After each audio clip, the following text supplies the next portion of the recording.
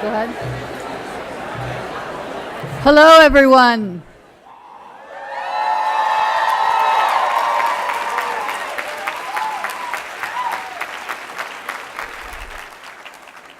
That's pretty good for just hello. My name's Nancy Andrews, and I'm a member of the faculty here at College of the Atlantic. And I want to thank President Collins for inviting me to be the Grand Marshal of this Pride Parade.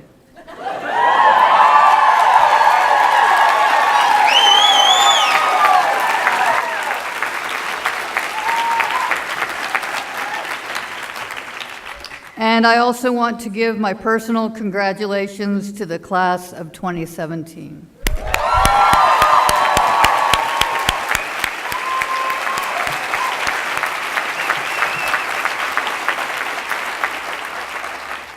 Distinguished guests, family, and friends of the class of 2017, members and friends of the COA community, welcome to the College of the Atlantic Commencement Ceremony.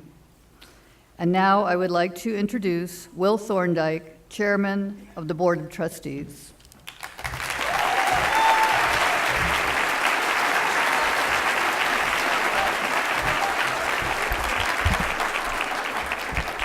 Thank you, Nancy. I'd like to echo Nancy's welcome. It is my great honor to welcome you all, parents, grandparents, siblings, our honored guests, and the college's incredibly talented faculty, staff, and trustees to College of the Atlantic's 44th commencement. I've learned over the last several years that my role here today is to keep things moving and blend into the background, so I promise to be brief. And the one morsel I'd offer is a comment about two related traits that I think will serve those of you graduating today well in the years ahead. One of them was touched on by our enormously talented and eloquent speaker, Hanif, at yesterday's laurel ceremony, and that is not an easy act to follow. But I want to first say a word on behalf of the incredible, disproportionate power of optimism. I'm not talking about blind, wild-eyed, Pollyanna-ish optimism, but rather a rational, clear-eyed, data-inflected strain of optimism. Scanning the headlines these days, there's an incredible amount to be worried about in the world. In fact, that's an understatement, and pessimism is a very natural reaction to circumstances like these. The world, however, is rarely positively changed by pessimism. On the contrary, the world is almost always changed for the better by optimism and by optimists. Daniel Kahneman, a psychologist who ended up winning a Nobel Prize in economics for his groundbreaking work on human decision-making, and himself a very tough-minded optimist, once said, "It's a wonderful thing to be optimistic. It keeps you healthy and it keeps you resilient. Optimistic people play a disproportionate role in shaping our lives. Their decisions make a difference. They got to where they are by seeking challenges and taking risks." In other words, optimists act. And the other closely related trait is what I would call a bias for thoughtful action. In my field of investing, people often talk about preferring to make errors of omission, that is, passing up great investments, versus errors of commission, making poor investments. I recently had a college and a high school reunion in close succession, and I was struck by the reverse being true for my classmates, who as a group had more regrets about the things they did not do than about the things they had done. They most regretted their errors of omission. And so I would encourage you, looking forward, to try to nurture your optimism, even in dark times, and when in doubt, to try things, to lean towards errors of commission. It has been my great pleasure to have had the chance to work with many of the members of the remarkable class of 2017 over the last several years, mostly through their participation on board committees, something we actively encourage at COA, interspersed with the occasional black fly running club type excursion. And as anyone who watched yesterday's remarkable senior project presentations or Thursday's exceptional hatchery event can attest, it is brimming over with just this sort of talent, curiosity, kindness, passion, and yes, action-oriented optimism. And I think it's safe to say that the world beyond these gates has rarely needed those qualities as much as it does at this exact moment. And I have no doubt that this group will unleash massive positive change over the coming decades. And so now I have the great honor of turning things over to the college's president and optimist-in-chief, Darron Collins.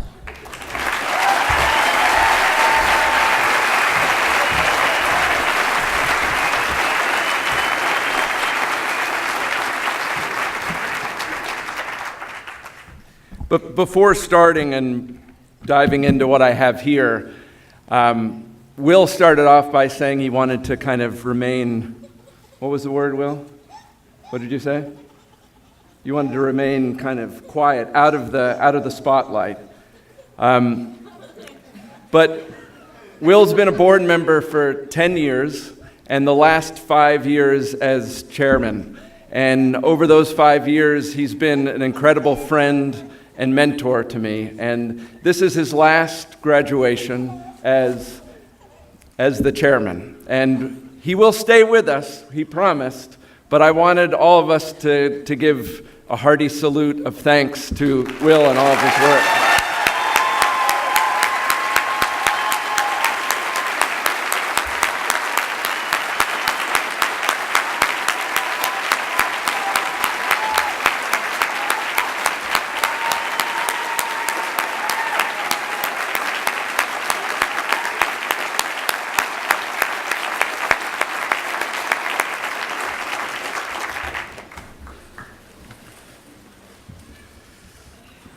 What a great job when your boss says, hey, why don't we have that meeting going for a hike through Acadia? Yeah, I'm a lucky man. All right, so it was 1880. And in 1880, the French Directorate of the Fine Arts commissioned Auguste Rodin for a 20-foot doorway. And after 37 years of working on that doorway, it would become the gates of hell. Here in the U.S., in 1880, the worst blizzard in recorded history devastated the Midwest. In the same year, the New York Mets defeated the Washington Nationals 4-2 in the first professional ball game held at the New York Polo Grounds. But that same fall, a fertilized seed of Thuja occidentalis whirled in the ocean breeze and came to rest near 44 degrees 23 minutes north latitude, 68 degrees 13 minutes west latitude. And when the soil temperature eclipsed 60 the following spring, the seedling pushed toward the sky, and a beautiful white cedar began its 138-year life on what we now call the front lawn of the College of the Atlantic campus, about 258 paces that way. Linnaeus named the tree Thuja, but most came to know it as Arbor Vitae, the tree of life. And that's because the vitamin C-infused foliage saved Jacques Cartier's crew from scurvy during the winter of 1535. The tree was sacred to the Ojibwa and also to the Wabanaki tribes here in Maine. And white cedar is revered as a soup to cure headaches, as a rib for birch bark canoes, and as a tincture to remove warts. But our tree was destined for ornamentation. 2 decades after the seedling germinated, a stand of 20 European black pine were planted just to the west, and these pines grew much faster and formed a border along Eden Street. They also stole sun from the white cedar, and time and shade gave our tree its form. Imagine the 1,000 lungs feeding our tree its carbon dioxide, the children who climb those perfectly twisted branches, and the frisbees and kites snagged by its LeBron James-sized limbs. Then in the last days of 2016, the salt-damaged and bug-ridden European black pines were belted with a foreboding blue ribbon. And in February 2017, the trees came down. But the white cedar stood alone, again, as it had for its first 20 years. The state of Maine, as you may have noticed in getting here, is making enormous improvements to Eden Street. And soon there will be a beautiful, safe road and multi-use path that goes into town. That's good. That's good. Thoughtful and cooperative, the Maine DOT couldn't save those European pine trees, but did manage to keep the white cedar. But with its piney neighbors gone, the cedar among all those stumps looked horrible. And through presidential decree, I called for its removal. And word, that's when you can go, oos, right? Right. Word traveled quickly, and many of those quickly traveling words were not happy. And I read, and I listened, and I thought to them, but after deep consideration and meditative conversation with Millard and Bruce, we fired up the 18-inch bladed Husqvarna chainsaw, and the 138-year-old arbor vitae became arbor mortis. Vultures descended on the slaughter. Steve Russell was quickest. He nabbed a perfectly twisted limb to adorn his backyard sauna. John Barnes lopped a straight section for a canoe paddle. Millard scavenged for great fire starter, and I also managed to salvage a branch. I was partially driven by guilt, yes. I promised to perform some kind of alchemy to make good for the death I'd caused. So a few weeks ago, just a few weeks, Bruce Tripp and I sat that limb I had taken on sawhorses, newly crafted by John Barnes and his crew.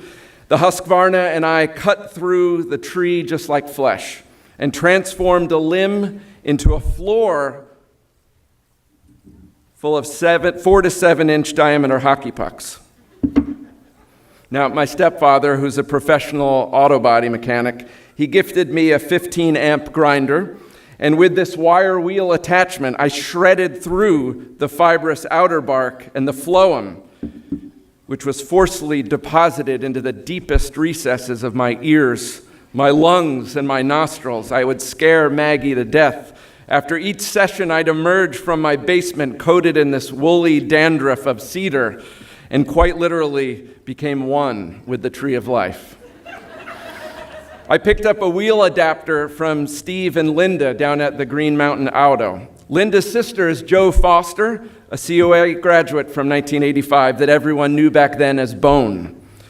The grinder and a 36 grit sanding disc knocked back the grooves that were left by the chainsaw.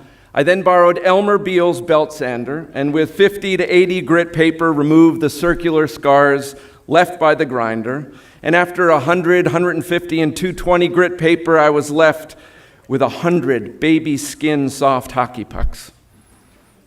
Each one different, each one perfect. I then called Jeff Toman, husband to our friend and poet Candace Stover. Jeff's a blacksmith, and with a handful of quarter-inch steel bits salvaged from the depths of his most exquisite man cave, he fashioned a 4-inch diameter brand of the College of the Atlantic logo. Right here. On Wednesday, May 24th, Jeff and I fired up his coal forge to 700 degrees, and we branded these discs. The first press after each reheat of the branding iron actually ignited the oils still wet in the wood, and the flame cast a nice, unexpected shadow over the brand. A wire brush cleaned away any charred wood. I was then off to Parody's True Value Hardware, where the software you want for anything having to do with paints, stains, or varnishes is named Duffy. And Duffy suggested a glossy, oil-based polyurethane. I finished up with what looked like a full bakery load of COA-branded sticky buns. Here. Now, each of you will get one of these. They're back here on your chairs. Pretty cute, right? And you might cherish it, or you might use it as a coaster or paperweight. But even if it gets lost in the shuffle of your life, maybe you'll stumble on it 20 years from now in a sock drawer or dusty closet corner. And remember this day, the rain, our cedar tree, and your times here at COA. But I didn't make these things to jog your memory. This COA-branded sticky bun is first a reminder of the social complexity of material things.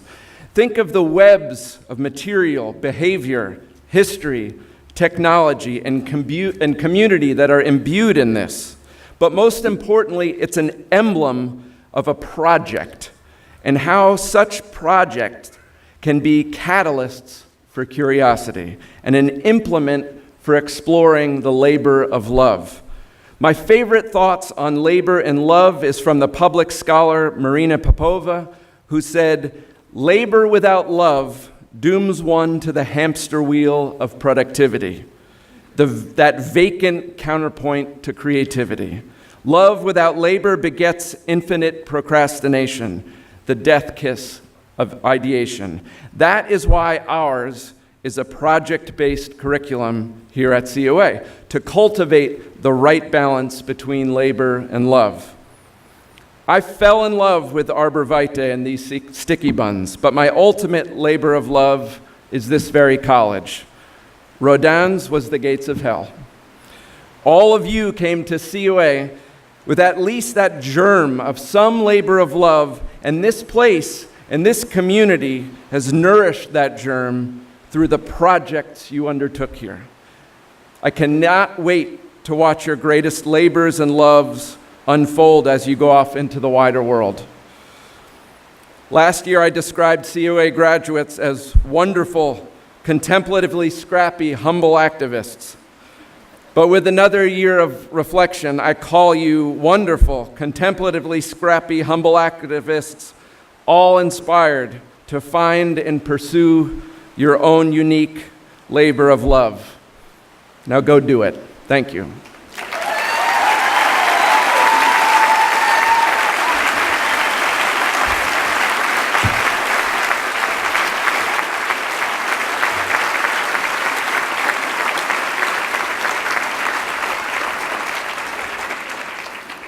I would like to introduce Haleigh Pacquette to deliver the welcome on behalf of the class of 2017.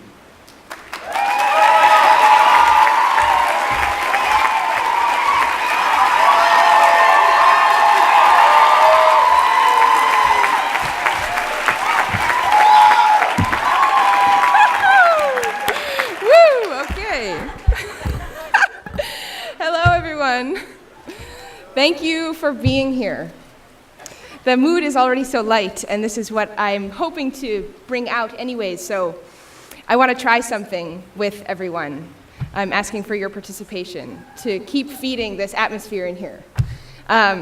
So please, if you are able, on your feet, stand, or in your hearts, or with your arms from your chairs. Okay, so we're going to try to bring about a spirit of welcome among all of us towards each other. So just follow me.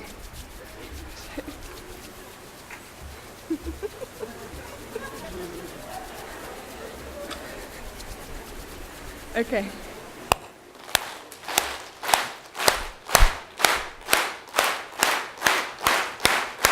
Okay, I'm gonna talk and then we'll do a call and response after, but we gotta keep the beat.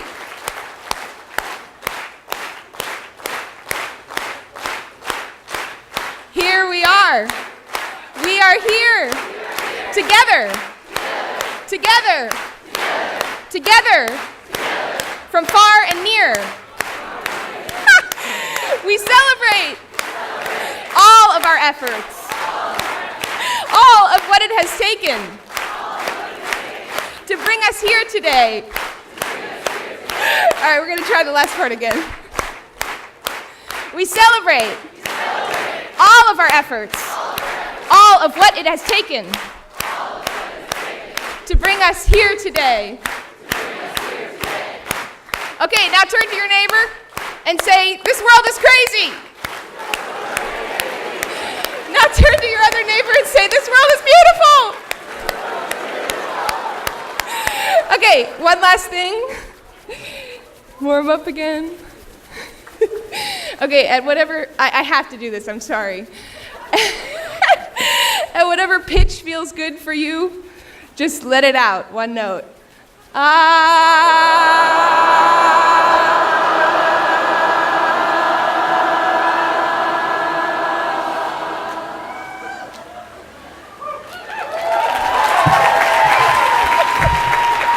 Thank you. Welcome. Now Amber Wolf will come up and give us student perspective.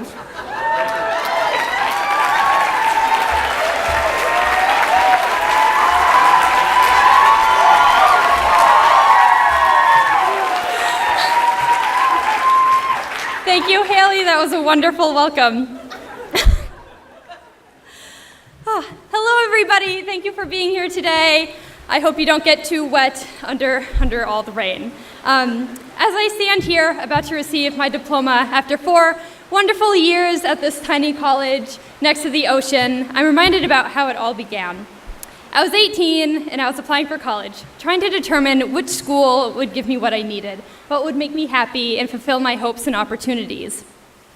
It was exciting, it was fun, then kind of overwhelming, a little scary, daunting, interesting, and a lot to process at once.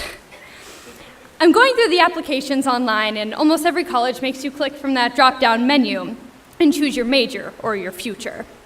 I grew up thinking, as many people do, that you prepared yourself for one career, and that would be who you are. I needed to get it right the first time, and that meant the right major at the right college. I didn't want to spend my years studying just one thing, just to change my mind and have to start all over again and prepare for the other thing. Then what if I changed my mind again? I wanted to use my educational time efficiently and check off all my prereqs. And this drop-down menu would determine my future and my career. I said to myself, I know what I want to do. I want to go into environmental science. At least I think. And so I clicked the same option for every school. But then I came to COA, and they didn't give me a drop-down menu. What do I do? So I clicked one in my head. But something was nagging me in the back of my mind. Something made me hesitate that cursor over those options. Something made me feel uncomfortable with those drop-down menus. I was 18, and I felt like I was locking myself into the rest of my life, into this career that I wasn't even sure I wanted to do because there was still so much I'd never tried yet. But I pushed forward and I clicked the button. I made it here to COA, and I dove in head first. I took a variety of classes throughout my 4 years, and I went through several decisions of what I was going to do with the rest of my life. I'm going to be a geneticist, a researcher, no, a biologist, a conservation biologist, and so on. And I tried these things, and I enjoyed them all, but at some point I either ran into conflict or I realized maybe this isn't for me right now. And I'm sure many of the people in front of me here have felt similar feelings. Actually, I know they have because I've talked to them about it. And so as each year went on, I seemed to have a different idea of what I was going to do with my future. I began to feel like I was 18 again. Graduation was approaching, and I needed to make a decision. And I was still trying to figure it out. I was changing my mind and running out of time. I realized that I didn't have the comfort of coming back here again for another year and taking more classes, fulfilling new prereqs for my new decision, and finding that one path that would lead me forward for the years to come. And so I did what every reasonable senior would do. I panicked. I typed furiously onto my keyboard an email to my advisor, as so many of us do when we run into this situation, which is also reassuring to know that it wasn't just me. I walked into his office and I sat down in the big blue chair, keeping it together, trying to look brave and like I wasn't having a mini crisis of sorts. John, I'm going to tell you something that I haven't told anyone yet. Something I think I might have secretly known for a while. I don't want to be a researcher. I felt guilt itching all over. I felt like I'd betrayed my professors who had helped me and spent so much time with me helping me prepare for this career. But I just wasn't as excited as I knew I should have been. I waited for his disappointment, for the "what do you mean? Of course this is what you want to do. You've dedicated so much time."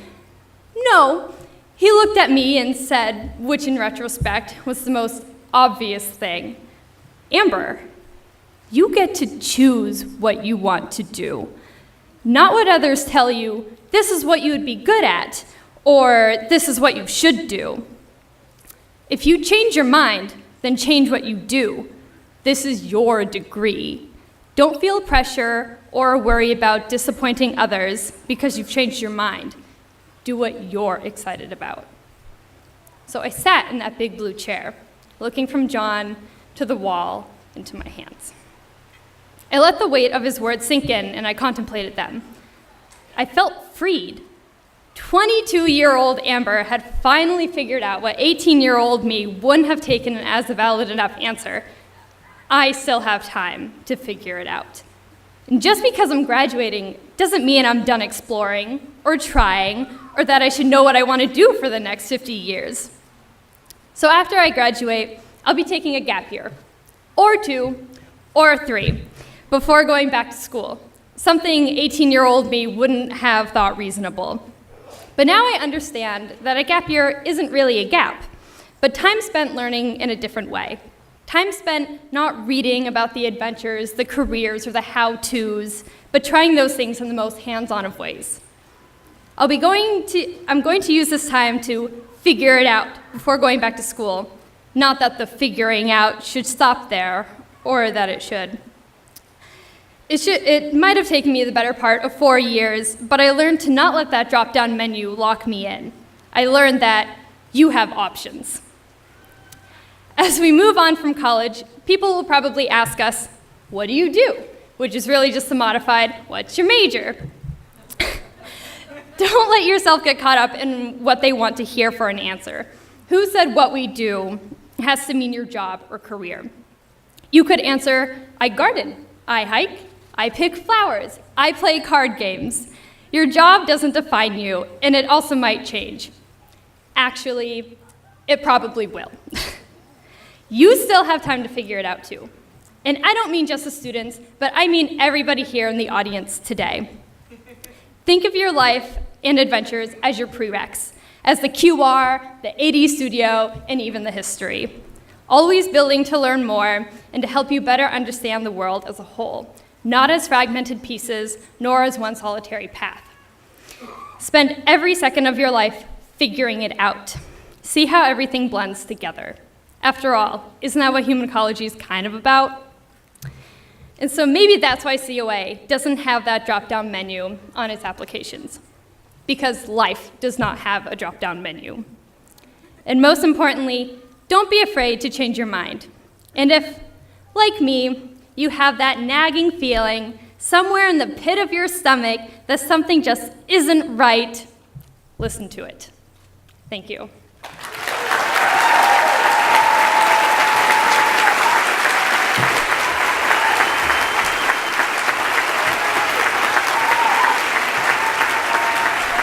Next up, I would like to introduce Zak Kendall for his student perspective.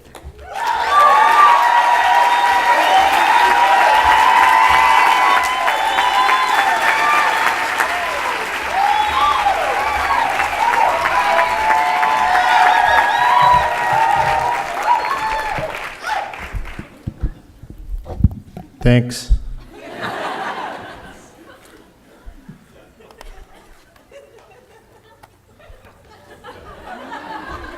Can you guys scooch in a little bit? Or?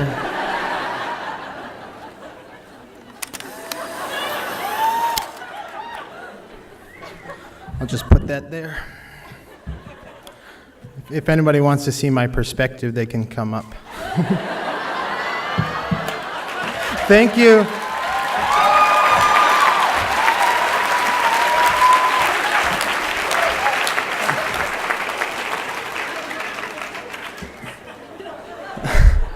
Jamie's giving me looks already. Hello, everybody. My name is Zak Kendall, and I am the captain of the COA basketball team.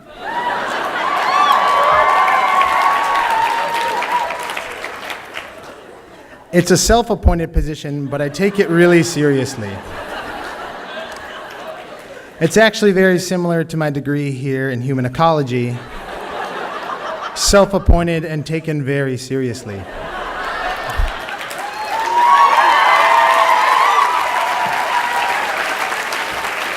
I'm really only kidding. Human ecology is very serious work. When I was a kid, I never had any idea what I wanted to be. And I think that's why the first time I watched School of Rock, a film about a fraudulent substitute teacher turning a private school 6th grade into a rock band, a switch flipped in my head. I remember seeing that movie and saying, holy shit, that is exactly what I want to do with my life. Be in a rock band, that is. However, now that I've experienced a bit of the rock star lifestyle, being a sub seems pretty cool too. My sister, however, from a young age, always seemed to know what she wanted to be. And even though it seemed to change every year, there was a long stretch where she had plans to be a filmmaker. So for most of my formative years, both of my sisters and I, and my best friend Josh, made movies, television shows, commercials, sporting events, the weather report, almost everything we could imagine. Each movie was scripted, written, and filmed all in one day. If for some reason we didn't get things finished in that time period, they were almost never returned to. It was actually very similar to most of the work I did here at COA. We never thought the things we were documenting were very important, that the bicycle helmet PSA we made might actually save someone's life. Instead, we made movies as a way to tell stories that would later make us laugh. One of our best films was a crime scene investigation remake featuring my sister and myself as the two lead detectives. It was amazing how easily we could transform our parents' house into a movie set. The kitchen table acted perfectly as our morgue for performing autopsies, and our dead-end street was the ideal setting for a high-speed foot chase. Now, because funding was particularly low for this film, and since there were only 3 of us that day, my friend Josh was forced to play 2 roles. So we decided to cast him as the dead body and the killer. And for some reason, that made perfect sense to us at the time. Our audience wouldn't notice that the killer and the victim were the same person. You see, human ecology is very serious work. Recently, my sisters, Josh, and I had the chance to rewatch our masterpieces. Revisiting these films we made when we were kids brought us to the floor with laughter, mostly because we looked ridiculous. In one of our hip-hop music videos, my younger sister, Lily, who you guys all got to meet this year, decided to sport a straw farmer's hat and a red butterfly t-shirt. This is what she considered thug attire. It gets even better. For my role as a detective, I chose to wear a white dress shirt and black tearaway basketball pants. Do you guys know the ones I mean? The ones that have buttons going down each leg so that you can rip them off as easily as possible? We were young storytellers, and these were the stories we wanted to share, and for some reason, I decided to tell them in button-up pants. What was amazing was as we looked back at these movies, a new story began to form. A story about the people sitting next to me watching these movies, and how 10 years after we had filmed them, we were still able to sit around our parents' living room floor, laughing about who we used to be and the stories that we used to tell. I'm happy to say that both of my sisters and my friend Josh are here today, and I imagine we will spend the whole afternoon sharing stories, laughing, and pulling ourselves a little bit closer together. Stories are like recipes. They fill us with the ingredients that make up who we are. Just like recipes that can be shared, passed down through families, tossed between friends. As they are gathered and recreated, pieces of them are left behind. The amounts and the sizes and the context, but the most important of these aren't left behind. The important part is what comes out of the oven. All right, maybe this isn't the best metaphor. I've never been very good at metaphors. But ever since I saw Emma Kimball's senior project, I've been thinking a lot about how incredible recipes are. There you go, Emma. And it's true. Stories are like recipes that make up our life. If you are really good at telling them, sometimes you even put them in a book or a song or a film. My sister, by the way, has moved on from being a filmmaker and now tells stories to children as a teacher. Oh man, where did I go, Jamie? I'm getting all lost with this thing you taught me to do. But when it comes to stories, most of us just pass them between each other, creating empathy and understanding. We tell them in the kitchen at the family gatherings. We tell them during graduation speeches and at funerals, which are surprisingly similar. Stories are told by soldiers and protesters, by filmmakers and poets. They are told by reporters, politicians, Republicans, and Democrats. They are told by each of us. You see, human ecology is serious work. So I'm here to tell you that as we move from this place to the next, we must embrace ourselves as storytellers. Rather than exclusively relying on argument, logic, and reason to make decisions, let's instead focus on the stories we tell and the stories that we are told. I made a calculated decision to come here to COA because it would provide me with the best education. But honestly, I stayed here at COA because of the stories. The stories I was told by all of you, and the stories that we built together. And the stories that we will share 10 years from now. And the stories we gather from people all around the world who look different from us. We might not always like the stories we hear, or agree with them. They may even upset us. Stories can be funny, and stories also can be tragic. But no matter their subject or their tone, they bring us a little closer together. They sit us down on our parents' living room floor and pull out the pieces of who we are. In the divided world we live in, telling stories is more important than ever, because human ecology is very serious work, and storytelling is very serious work. Thank you.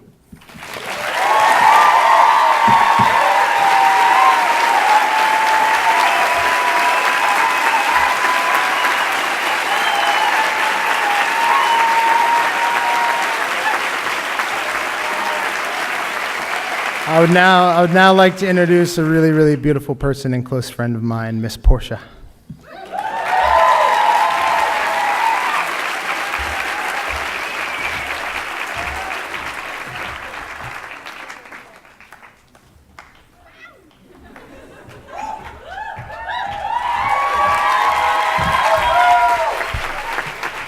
Hi, and welcome all. I'm not as funny as Zak at all, but thank you, Mr. Zak. There is one book I have read nearly 4 times while at COA. If you look at my copy, you will find a quote highlighted with a big curly bracket. In the margin, I had written one word, explain, with an exclamation mark.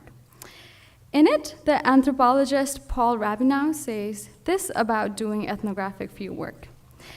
As it is hierarchical, it requires care.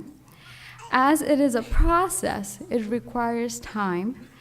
And as it is a practice of inquiry, it requires conceptual work.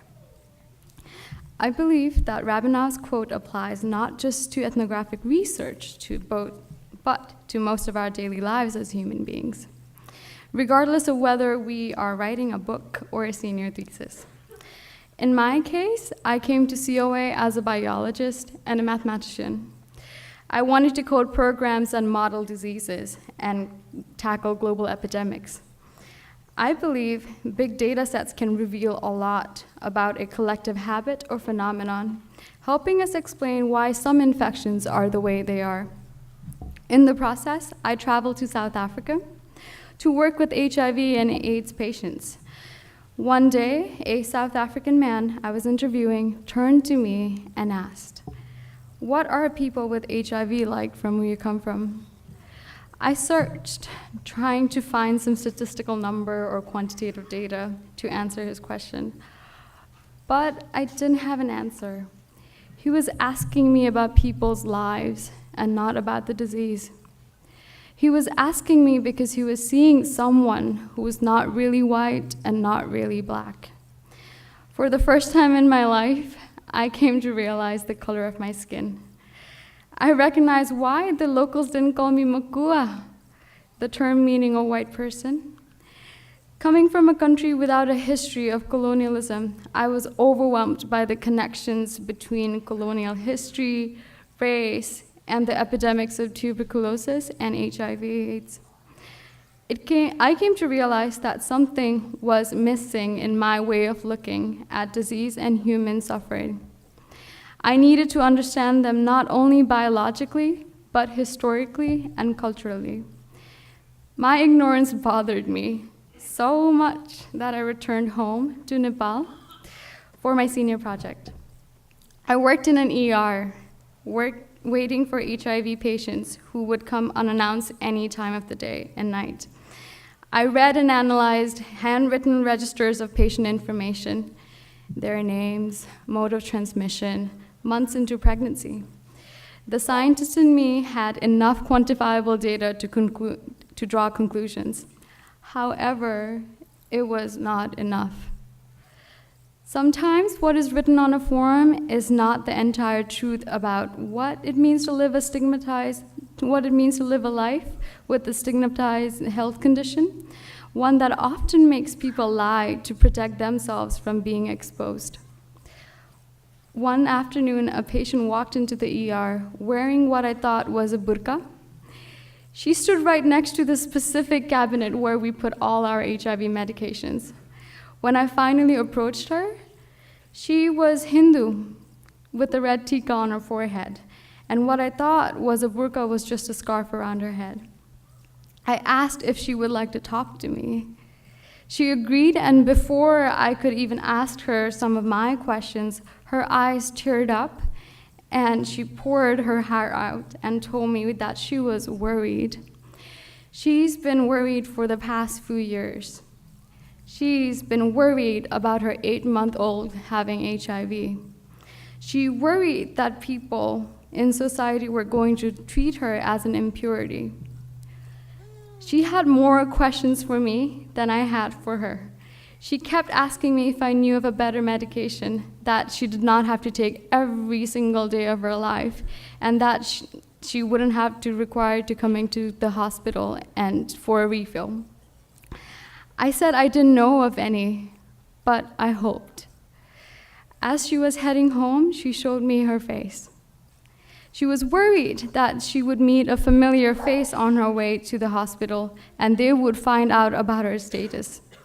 That is why she had her face covered. She wants to tell her mother, her sister, but is too scared. If I had stuck with my questionnaires, I wouldn't have learned so much as I did by this conversation. It is very easy, if not necessary, to convert humans into data points to get scientific work done. However, each data point is more than just the color of an individual, the grade on an assignment, or the medical condition of a person.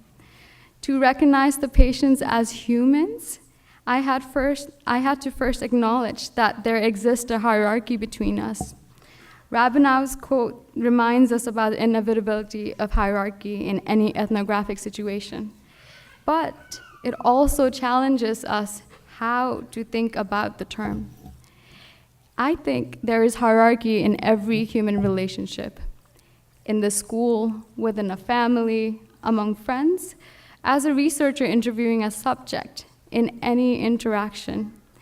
And hierarchy is never stable. It's constantly changing. In a conversation, there is a hierarchy. It just shifts as the knowledge gradient shifts. If there was no hierarchy of knowledge in between us, there would be no sharing. If there's no gradient, then knowledge would not move as it does in our classrooms. The question is not whether hierarchy exists, but how you deal with it, how you ask a question, how you inquire about this object of your study. If you asked me 2 years ago about doing this type of ethnographic work, I would have been scared of dealing with human emotions, of being vulnerable. I wanted to solve questions like a mathematician with proofs. This equals this. But now I'm kind of a mess. I realized that there's so much more than just solving problems technically. I still believe in the power of data, but it is not enough. This applies not just to a medical student, but also for an investment banker, working with their clients who are also parents, trying to pay the medical bills of their child. It applies also for a chemist working in a pharmaceutical company, manufacturing an antidote to help someone worlds away that they have never met. Every day, we all do both science and ethnography. We all do statistics and probabilities in making decisions. And we all stand as participant observers, trying to understand the world better. At the moment, there's a lot of turmoil and hurt around the globe. Some are dealing with more extreme life changes than the others. This can often feel overwhelming. But I have 3 suggestions. Try care to evolve mutually in a society. Invest time in this process of learning from each other and work in order to achieve the goals in life. You won't solve all problems of this world, but I hope that you will learn something about what it means to be human. Thank you.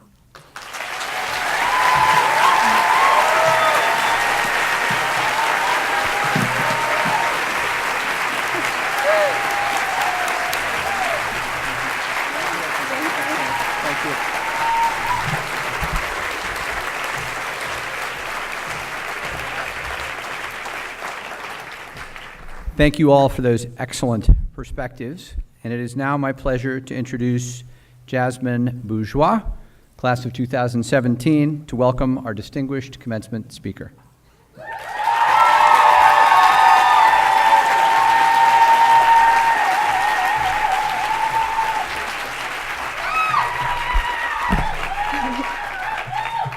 Hey.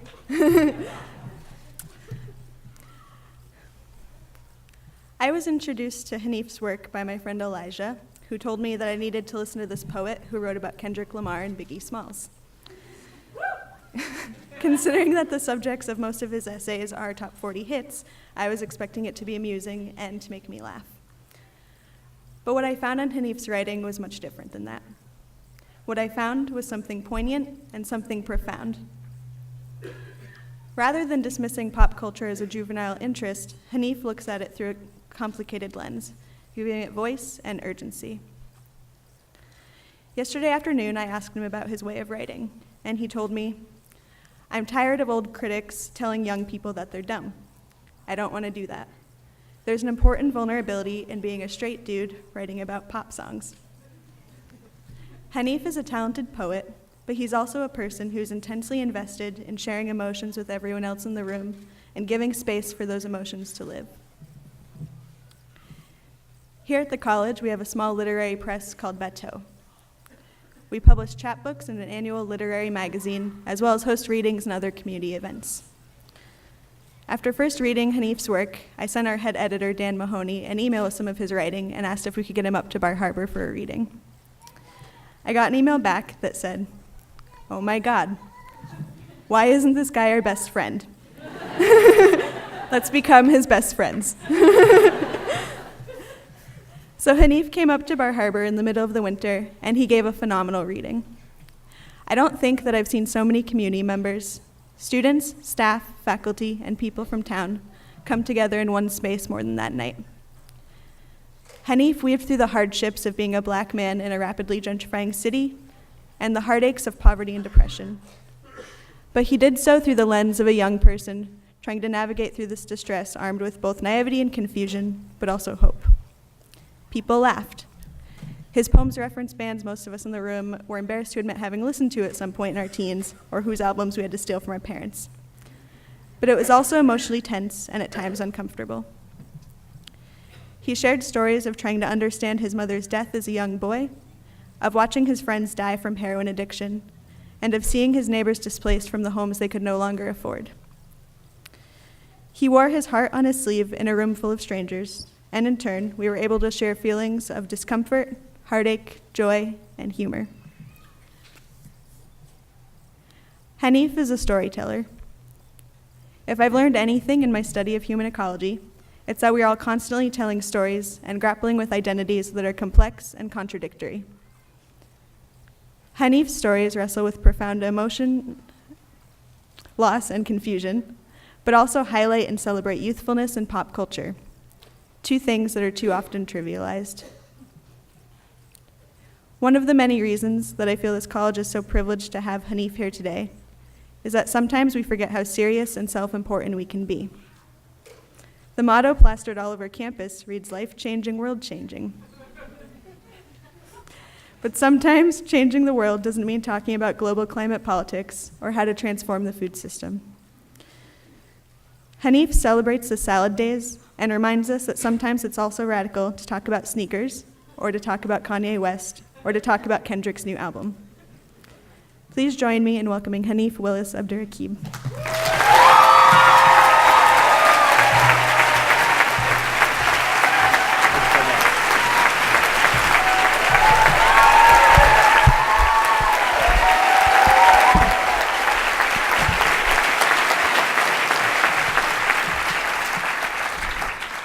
Wow. What a time to be alive, right? This is incredible. Thank you, Will and Darron, and all the student perspectives. That was really great and tough to follow, surely. But I'm thrilled to be here. Congratulations and good afternoon to graduates, students, alumni, faculty, parents and siblings, and like any tourists who might have wandered in from like Main Street. There was a dude, I was in Rite Aid earlier this morning, and a dude was like, you're giving the commencement address, right? And I was like, yeah. And he was like, I'll be there. And I was like, are you graduating, or do you know someone? And he was just like, nah. So if that person is in the room, like, shout out to you as well. Also, perhaps most importantly, greetings and congratulations to all the very good dogs that are here.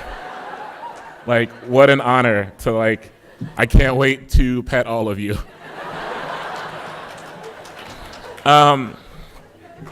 There was one that like scampered in front of the stage at the beginning, and I was just like, oh, I want to run after it. So I think all the time about the generosity of really small joys, right? I think oftentimes we think about joy as these like brief but massive things, and I think about the small ones that I am often afforded and how they create this kind of tapestry, something to kind of throw around ourselves when the world becomes too much. And I want to say that being here is a really a joy that I'm going to hold close to me for a long time, and I'm thrilled to share this weekend with all of you, and it feels very unreal for me, so thank you. So I played basketball against LeBron James exactly one time. In a high school gym, I stood opposite of the great LeBron James, both of us at that time high school seniors. He's from Akron, Ohio, for those who don't know. He was just like, and I think like it's hard to touch now because he's like LeBron James. But when he was in high school, he was just like this like Ohio legend, not necessarily a world legend yet, but we'd all heard about him. And I was not that. I was 5'6", and not very good. But I was like trying to stay in shape during a soccer off season, so basketball it was.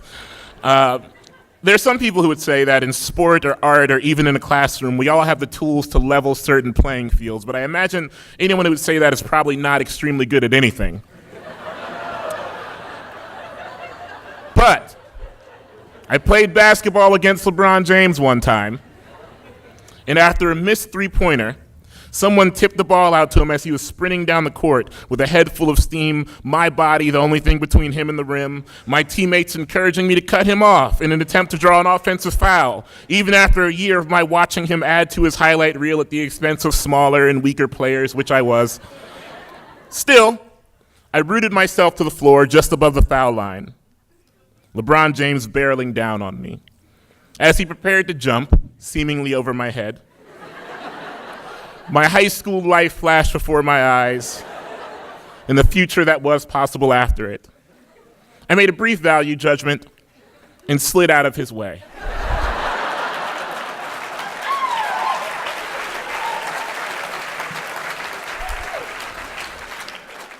He then dunked and hung on the rim and smirked at me on the way back down court. Now, because I am a writer, full of all the literary tricks and devices that writers saddle themselves with in these particular situations in the hopes that for about 20 minutes we can keep your attention, even though an entire world is opening its arms to you when this is done, you know that I will, of course, come back to the LeBron James story and my decision to move.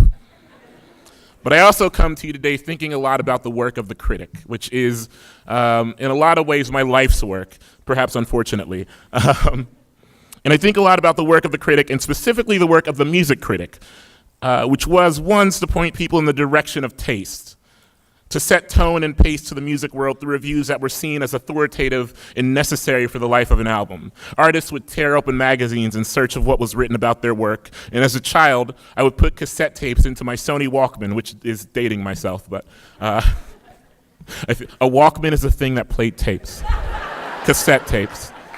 You would put the tape in, and it would have buttons, and sometimes the tape would get caught, and you would have to take out the tape and with your finger, wind it backwards.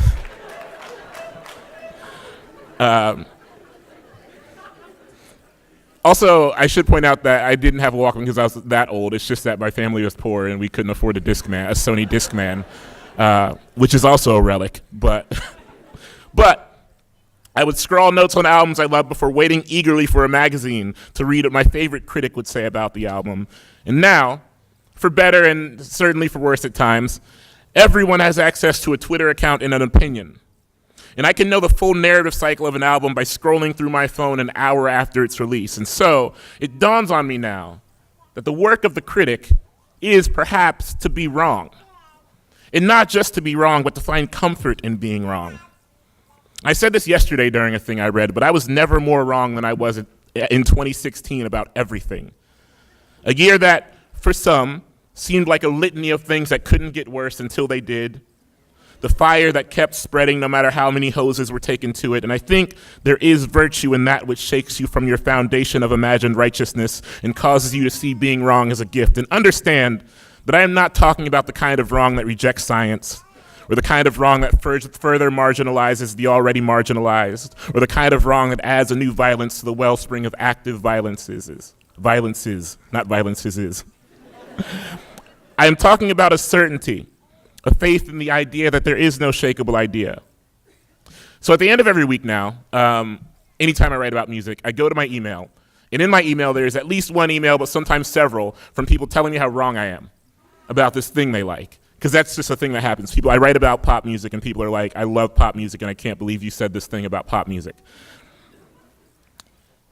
And I hit a point this year where I've taken to writing all those people back. And I asked them to tell me what I might be missing. I asked them to lend me their eyes for a brief moment and tell me what they see that I am not seeing. And the point, I think, is that in a time where every incorrect thing is a public one, something that lives beyond ourselves and often on the internet, a mistake is a revolutionary act if you can learn from it. And I value that. As someone who talks about things I love for a living, sometimes in front of several people like today, I want for myself and for all of us to look at every mistake as another brick in a lighthouse that will, if we are lucky, pull us closer to a newer and cleaner version of ourselves. This part is specifically for the graduates, but I guess everyone else can listen to. Are you all just in this section? Cool. So this is for you, but everyone else is hanging out. This is also kind of for you, but it's mostly, it's for you. But yeah, cool. So I get what it is to be told that you're wrong more often than you get to be told that you're right. I'm in an interesting spot today, and I thought about this a lot leading up to this point. Like, I'm older than you, obviously, yeah, but I'm still young enough to be told that my purchases are foolish and my vision for the future isn't sustainable. So I get it in a way. We're all millennials, although I'm of the, like, music television brand of millennial who goes to bed at 10 p.m., and you're like the YouTube brand of millennial who keeps me up past my aspired bedtime with your loud music and revelry. Which, this is a complete aside. There was a thing that came out. There was a thing that came out today, or in like a business thing that was like, millennials are killing restaurants like Applebee's and Buffalo Wild Wings. And I was like, am I supposed to feel bad for Applebee's? Like, finally, someone's done it. If anyone here enjoys Applebee's or works at Applebee's, I'm sorry. It was like, what? Applebee's is not like this is like delicious, you know what I'm saying? It's not like millennials are killing cupcakes. Literally, like, millennials are killing a chain restaurant where you can get like 2 for $20 dinners, you know what I'm saying? Like, we'll be all right. Sorry. I think the point I'm getting at is that it is truly something to be old enough to know better when the people older than you insist that you are not old enough to know better. At a protest in my hometown of Columbus last year, I walked with a mass of people flooding into the downtown, heading towards the State House. It was a hot day, saturated with the kind of Midwest humidity that arrives hours, sometimes days before a storm and sits heavy in the air over your head. The protesters, many of us 30 or older, were drenched in sweat, slowing our pace. Some turned to go home. 2 young teenagers armed with megaphones sprinted to the front of the protest line and led the group in chants. Another group of teenagers draped the arms of the weary around their shoulders. Some others handed out water. Others steered the group clear of police barricades. One particularly enthusiastic teenager ambled up next to me and asked why I was slowing down. When I remarked that we'd been marching for nearly an hour, and it didn't seem like we were getting any closer to the end, he looked at my 2 working legs, looked back up at me and said, "We'll get there together. You already have everything you need." The simple thing to say here is that maybe Whitney Houston was right all along, and it will be a child to lead us out of the deluge of misery. But the interior of that moment reminded me of a small thing I'd long forgotten: the need to look backwards for answers. When you give up on the idea of your tenure on this spinning rock as an indicator of the best way to navigate it, the answers for survival seem clearer, and I am enthusiastic today because it is yet another reminder of the brilliance of thinkers, writers, artists, and environmentalists who are younger than I am, who can see the world differently than I do, who can do it with perhaps less cynicism, who can briefly lend me their eyes and show me what they are seeing, who can take my hand and carry me to the water when I need to look out on something vast and briefly beautiful. So with any luck, well, I guess this holds up. With any luck, we're all going to be older tomorrow than we were today, and the next day, and the year after that. And I hope for all of us that we can take what we learn in our aging and still be hungry to sit at the feet of someone younger than us to learn more. I'm nothing without an entire lineage of elders, of course, and I don't want to discourage any parents or grandparents in the room and be like, you've done enough. But also, this is like a call for you all to take some time off, you know what I mean? You've certainly earned it. Everyone was like, people have come from all over, people have come from other countries, and I'm like, wow. I went to a college in Columbus that was 2 blocks from my dad's house, so, he wouldn't have had to come from another country, but thank you to all those who did. I'm energized whenever I can stand in community with a generation and see the people who will lead and encourage for years to come, and I want to tell you that you should know when it is also time for you to be led and to be encouraged. Sometimes you let yourself be carried in the way you have carried others. Sometimes, when there is greatness barreling down on you with a full head of steam, You step out of the way and admire it, and just tell yourself you're happy to be there. 2 stories, both short. In January of 1986, the temperature in South Florida unexpectedly dropped to 20 degrees overnight. This would have been an unexpected and unspectacular flash of weather if not for an O-ring attached to the Challenger space shuttle. The rings were designed to keep pressurized hydrogen out of the rocket boosters, and because the shuttle was launching from Florida, engineers stopped short of testing it below 40 degrees to see if the O-rings would function in cold weather, because, Florida, right? The O-ring, as it turned out, stopped functioning at any temperature below 30. So the Challenger, 73 seconds into its flight, converted itself into a bomb, killing everyone on board. Now, if Florida doesn't have a record low morning, or if an engineer decides, let me just take this 10 degrees lower, the Challenger is a success story instead of a tragedy. New York City, July 13th, 1977. Lightning strikes an electrical substation on the Hudson River, tripping 2 circuit breakers in Buchanan, New York, throwing the breaker open and causing it to lose power. The reason the breaker was thrown open and able to close and let the power flow again was because 3 days earlier, during a routine inspection, an electric company employee forgot to retighten the locking nut. As a result of this, transmission lines went down, pushing major working transmission lines to be overloaded and lose power. Normally, at least in this era, an electric company employee, in order to save power to remaining customers, would have to shed some of the electric load to lighten the burden on the lines and even everything out. But on this day, during a hot summer in a city wrecked by both a financial crisis and the Son of Sam killings, no one was on hand. The Con Edison employee, perhaps the same one who forgot to tighten the locking nut, took the day off to spend time with his pregnant wife. With no one to lighten the electrical load, a chain reaction took out power in the entire city, causing the New York City blackout of 1977. So, when the power went out, a young DJ named Curtis Fisher was spinning records with his partner in a park. He had made small name for himself around the city, spinning parties like other DJs in the Bronx, but not having the adequate resources to go beyond that and take the next step, which would be recording beats and the tracks he was spinning. It seemed, before that day, that he and all the city's other DJs had reached their peak, spinning a few records here and there for gas money to get to the next party. But when the power went out in the park, Curtis Fisher assumed his turntable had broken. Preparing to pack it up, he looked around. He noticed the city's darkness and the frantic energy that surrounded it. People were breaking into stores, looting what they could to survive a year that saw many of them losing work and fearing for their lives. And so Curtis Fisher, better known as Grandmaster Caz, forefather of hip-hop, calmly walked into a store, got a new turntable, and more importantly, a mixer, vital to recording. And months later, the city cooled and the lights came back on, and hip-hop as we know it was born. DJs in the Bronx emerged from the blackout with newfound and, to be fair, ill-acquired, but needed, recording equipment, and a place to archive the rhymes their friends were spitting in the parks.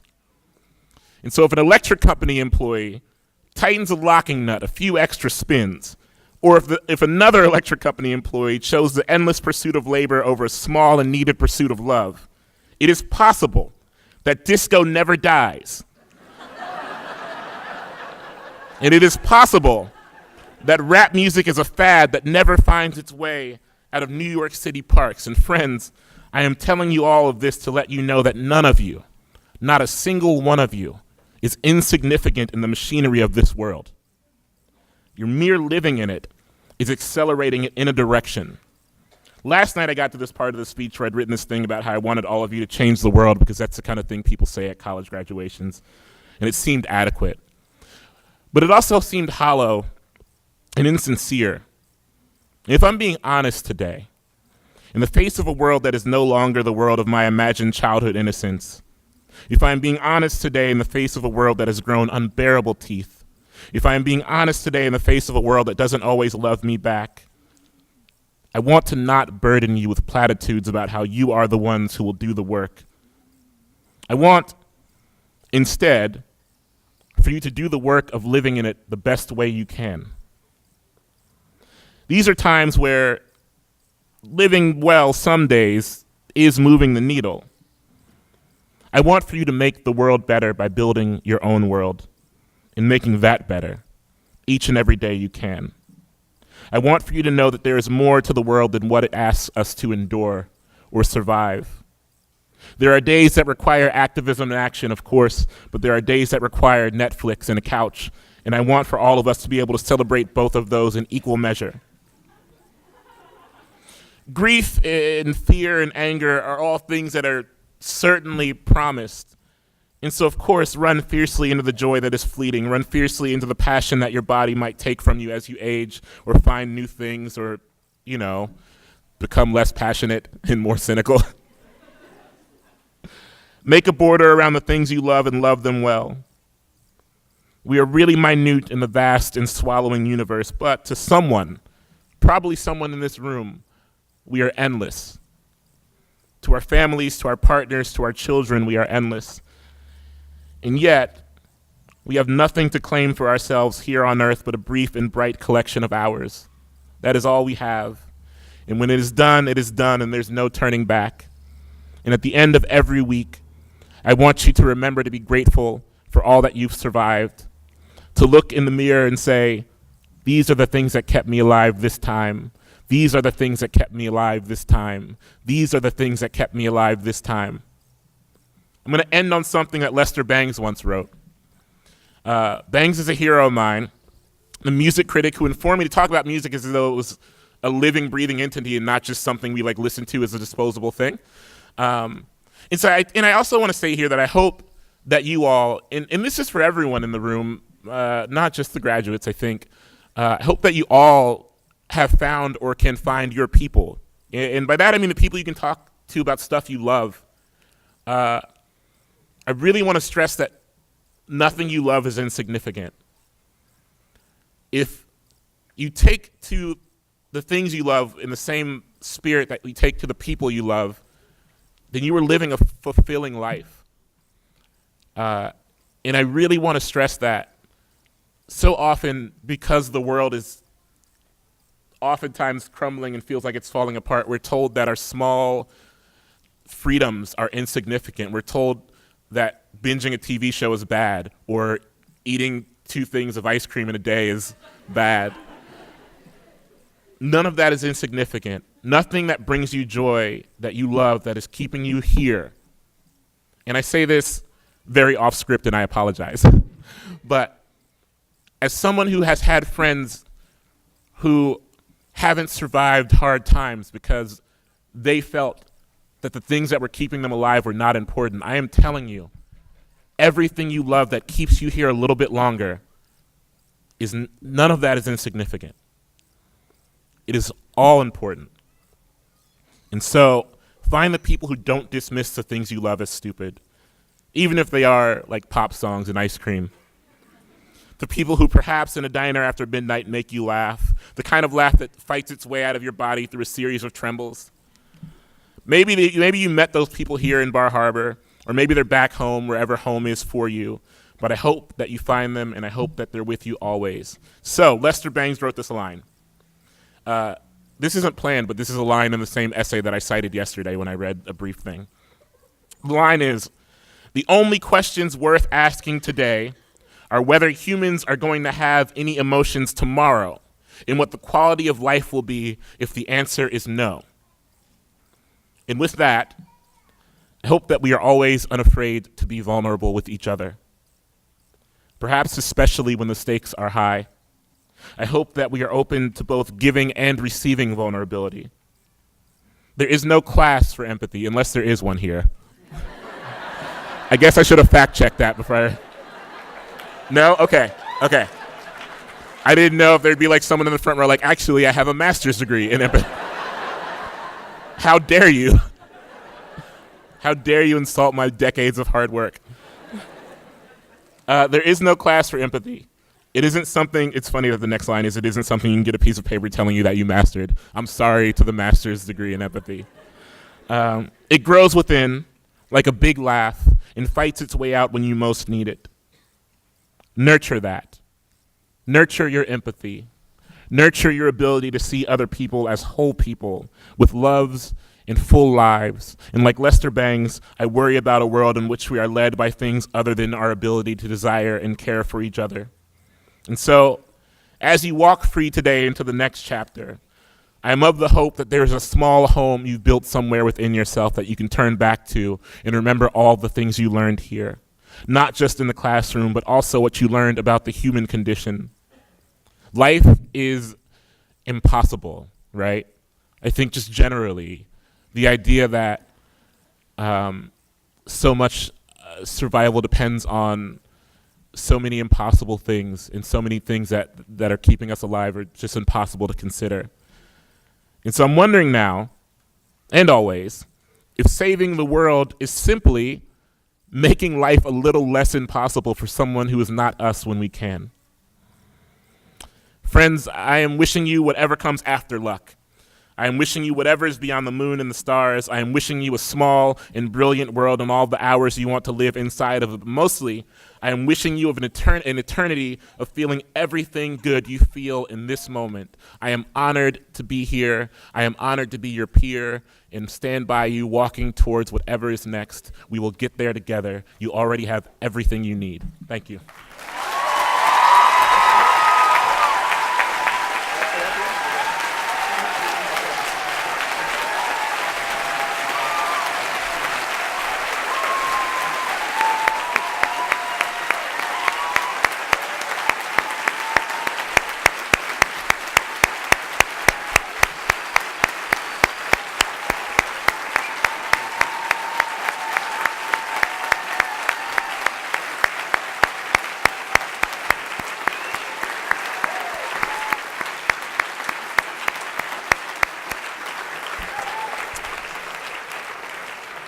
Thanks so much, Hanif, for coming to College of the Atlantic and for the tremendous inspiration and, yes, wisdom that your words provide to all of us gathered here.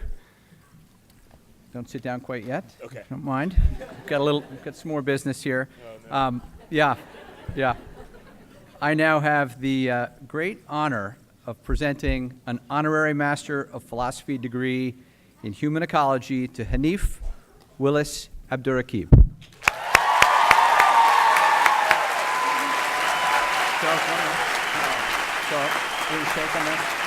Oh, shaking your hand. Got it. Cool. All right, so I've got to go through this. Right? So, hold on. Oh,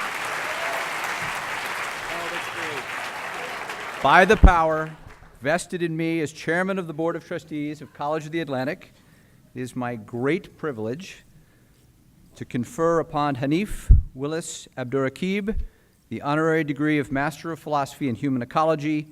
His name will be joined to the distinguished group of honorary degree recipients. Thank you so much, Hanif. We are delighted to honor your contributions to human ecology. Thank you so much. Can I say thank you? Thanks, this is really cool. Oh, another good dog. What's that dog's name? What's his name? Is the dog getting an honorary degree? In being adorable. Thank you. This is such an honor, and I am thrilled to have this, and I'm going to make MTV pay me more now because I'm a doctor. And thank you all so much. Thank you.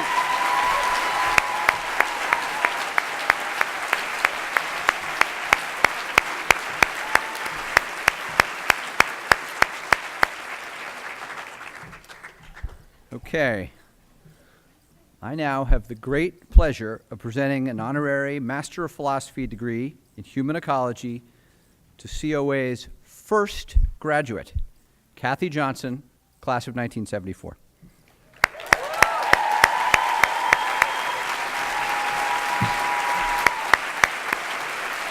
All right. Hold on. So, by the power vested in me as chairman of the Board of Trustees of College of the Atlantic, it is my tremendous privilege to confer upon Kathy Johnson the honorary degree of Master of Philosophy in Human Ecology. Her name will be joined to the very distinguished group of honorary degree recipients. Thank you, Kathy. We are thrilled to honor your contributions to human ecology. Cheers. Thank you. Thank you. Thank you.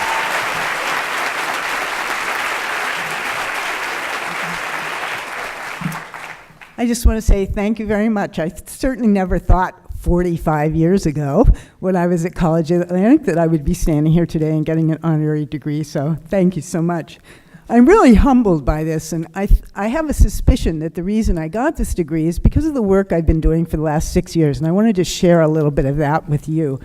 I was very involved in the creation of the new Katahdin Woods and Waters National Monument up in the Katahdin region.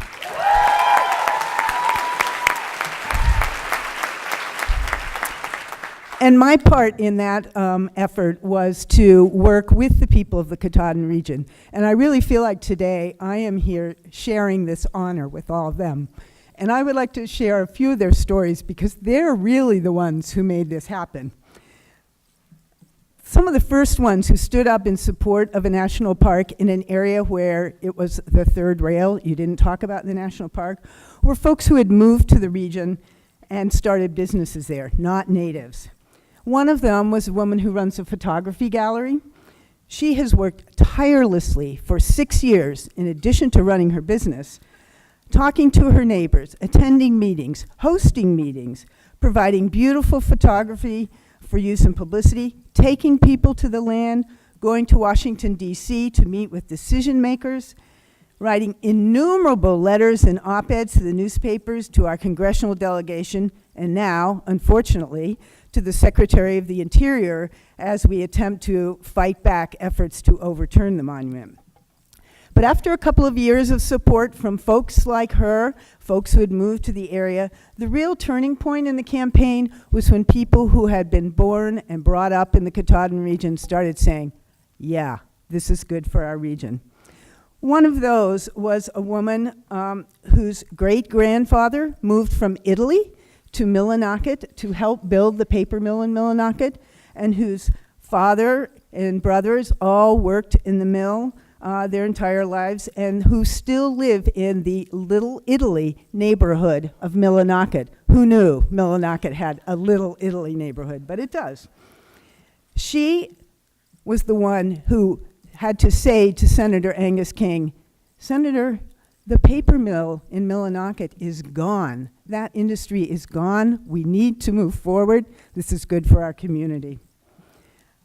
Another woman whose husband was a forester for the largest landowner in the Katahdin region for over 30 years, she recognized that the national park wouldn't threaten the forest products industry in the region, and she led the local Chamber of Commerce to a position of loud, vocal, public, strong support, and that was key to this campaign.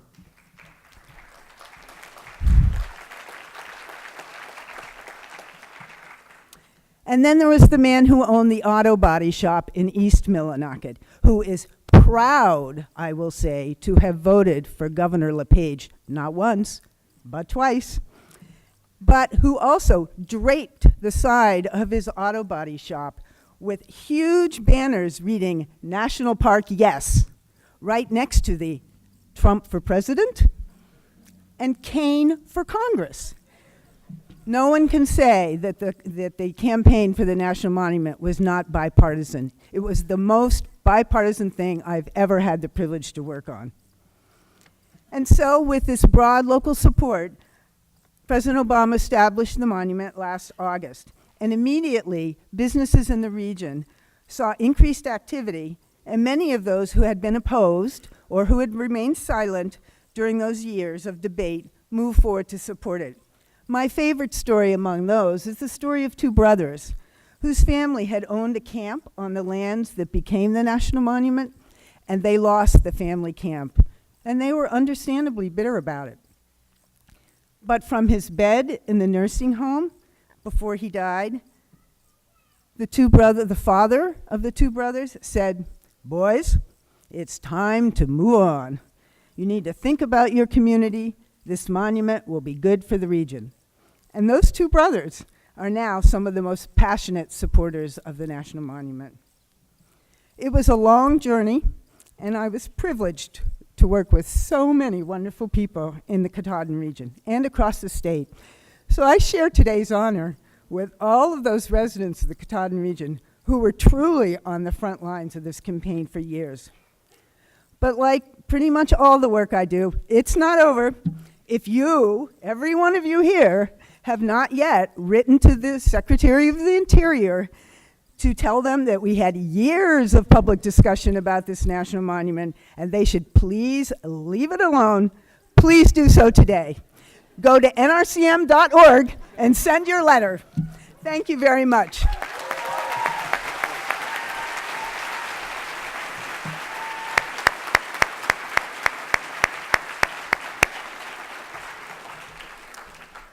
I now have the great pleasure of presenting an honorary Master of Philosophy degree in Human Ecology to Etta Kralovec.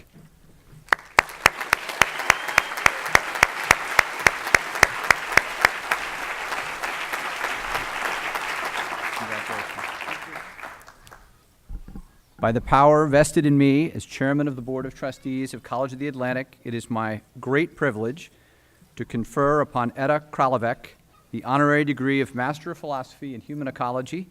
Her name will be joined to the extremely distinguished group of honorary degree recipients. Thank you, Etta. We are delighted to honor your contributions to human ecology. Thank you. Thank you.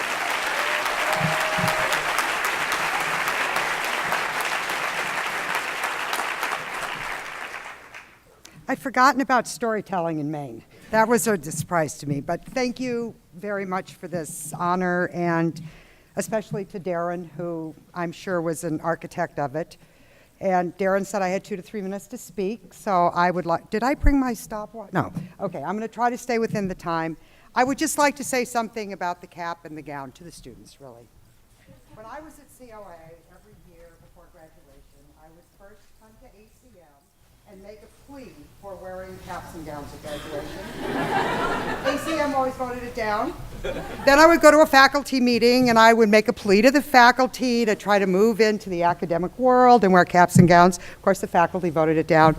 So when Darron asked me if I would come to the ceremony today, I was thrilled because I thought, finally, I'm going to be able to wear a cap and gown to a COA graduation. So if nothing else, I am thrilled to be here in my cap and gown.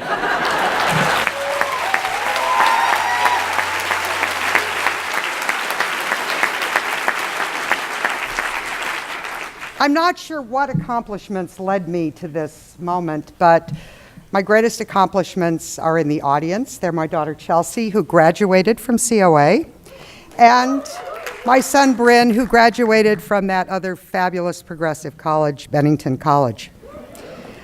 I believe progressive education, as an educational philosopher, I think a lot about this. I believe progressive education is becoming an endangered species in this age, and that's what makes places like COA and Bennington College so profoundly important. To the parents, I want to congratulate you for having the vision and the wisdom to understand the value of a COA education. But mostly, I would like to congratulate you for putting up with the endless questions that your friends asked you. I now know that you know what human ecology means. Your friends would say, what are they going to do with a degree in human ecology? Where is the college? How many students go there? All of those questions that COA parents get continuously during the time their children are here, you have successfully managed that, so congratulations on that.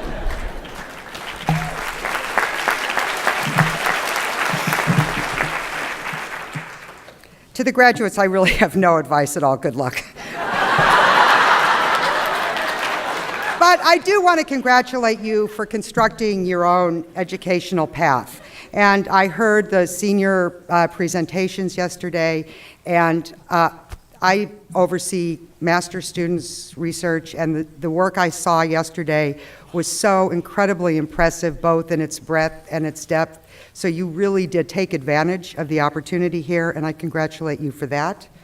But beyond that, you also learned, I hope, how to speak truth to power. And perhaps most importantly, you learned the value of being a member of a democratic community. And if there was ever a time that we need human ecologists who value community and value speaking truth to power, now is the time. I do prepare teachers. I need some science and math teachers on the border in Arizona. I have some scholarships available from the National Science Foundation. So if you'd like to sit out the Trump era on the border, kind of watch history from there, spend your weekends in Mexico, please come see me at the reception. To the faculty, I salute you. It has been one hell of a year on college campuses across the country. I mean, we didn't fight about trees being cut down at the University of Arizona, but we did have our battles. And I think between the toxic environment created by the election, the assault on facts and science of this new administration, the federal overreach into college policies and practices, and the battles about who can speak on college campuses, this has been a rough year everywhere. And I'm sure that COA has not been immune from those battles. So good job on just making it through the year. But mostly to the faculty, especially those of you who were here when I was here, I want to say thank you for sustaining the vibrant intellectual community that is COA and for teaching me so much. We debated the central issues of the day, what it means to be an educated person, what does it mean to teach as a human ecologist. We fought our way through Darwin, Freud, biological determinism, Foucault, feminism. Now, my favorite quote by Buckminster Fuller is, "Plants have roots, people have feet." I took Bucky's advice seriously and I left. But I would like to express my deepest respect and gratitude and admiration for the faculty, staff, and trustees who have planted roots here and who have spent their lives building this important college and sustaining the fragile community that progressive education demands. I salute you.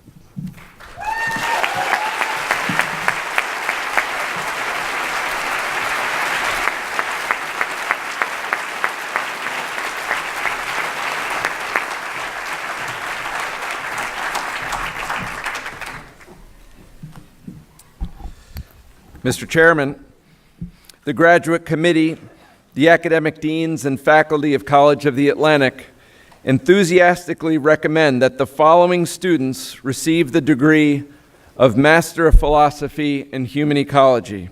These students have completed their course of work with insight, originality, and breadth of vision. I would like to first call Evan Paul Honorary to the podium.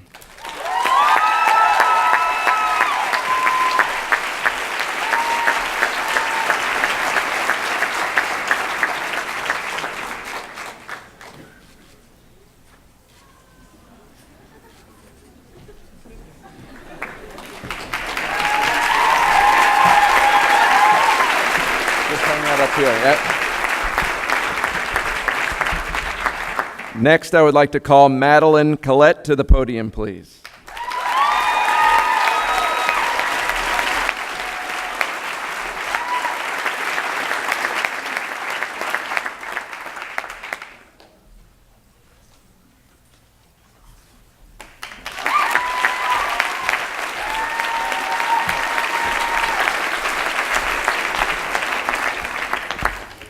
And finally, for the master's degree, I would like to call Cody Van Heerden to the podium.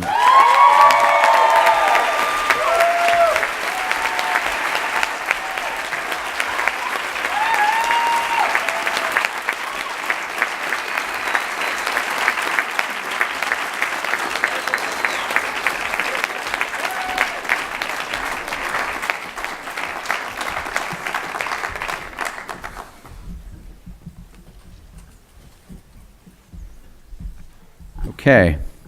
By the power vested in me as chairman of the Board of Trustees of College of the Atlantic, it is my great pleasure to confer the degree of Master of Philosophy in Human Ecology on Evan, Madeline, and Cody, and welcome them to the ranks of the college's alumni with all attendant rights, privileges, and responsibilities. Congratulations.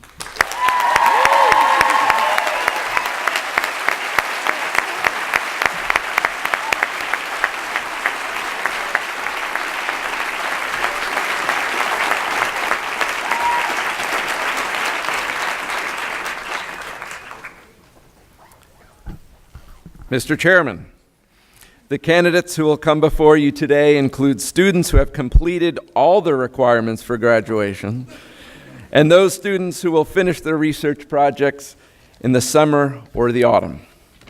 The academic deans, registrar, and faculty of College of the Atlantic enthusiastically recommend that the following students receive the degree of Bachelor of Arts in Human Ecology.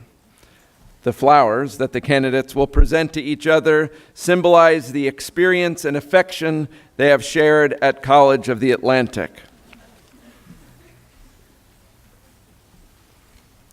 I would like to first call Shlomit Ber Osiello.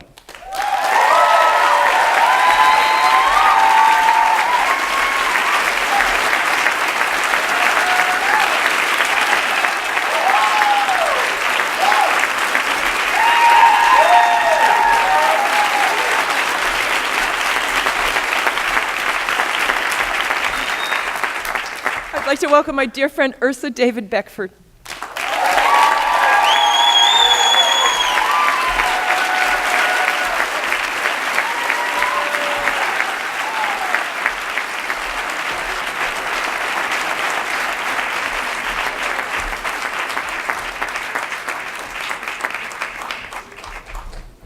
Laura Heitman Berry.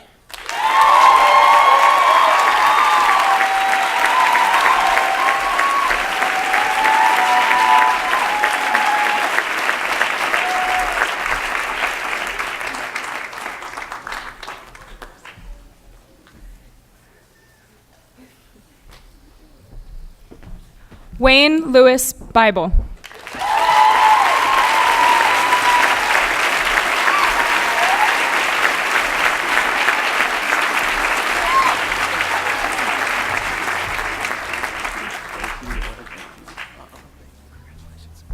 Jasmine Ziola Cobb Bourgeois.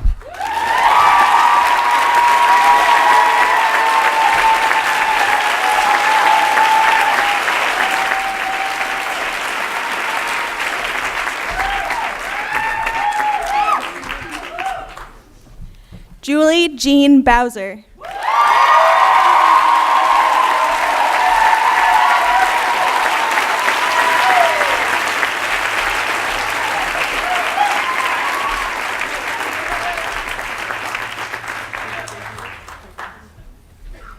Cornelia Bravzon.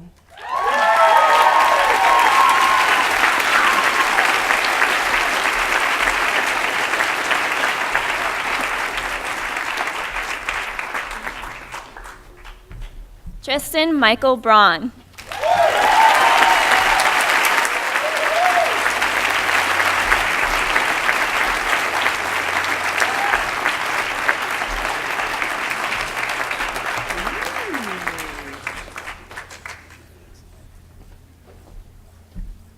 Caroline Brown.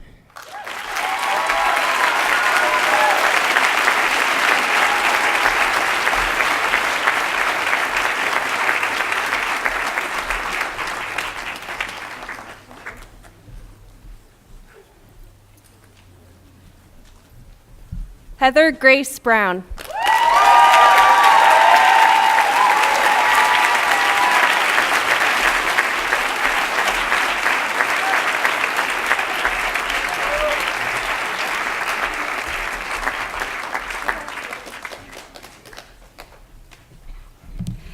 Grace Crosby Bouchard.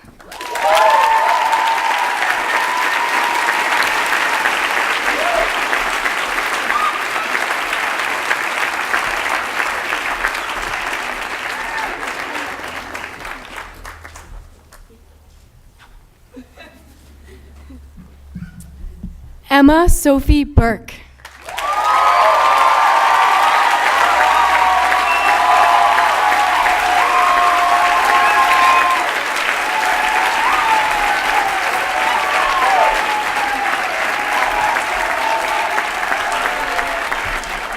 Sergio Alejandro Cahueque Perez.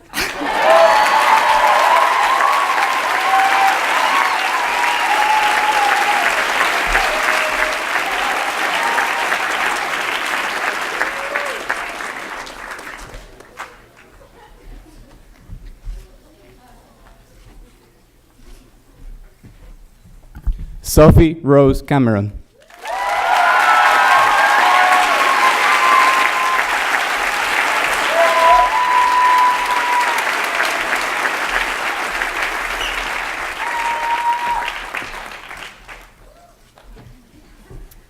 Kendall Graham Cook.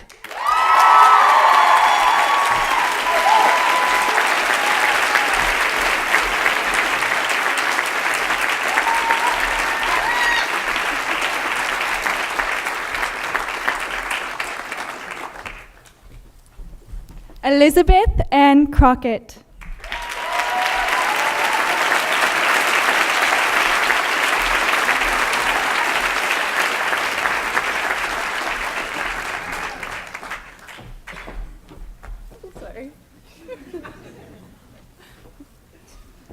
Rosa De Jong.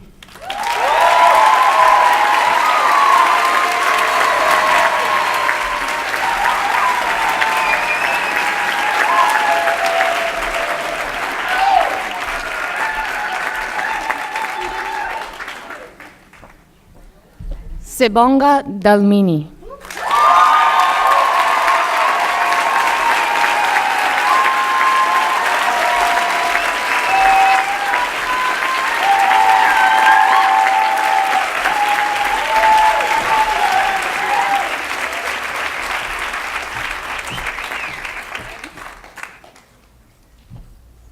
Samantha Josephine D'Onofrio.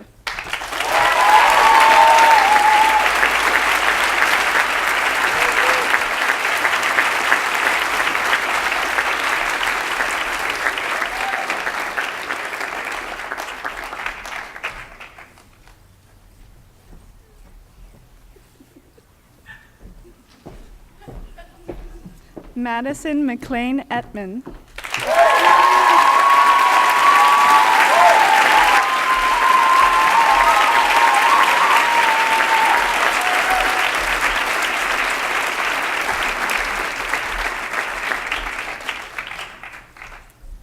Mark Fawcett Atkinson.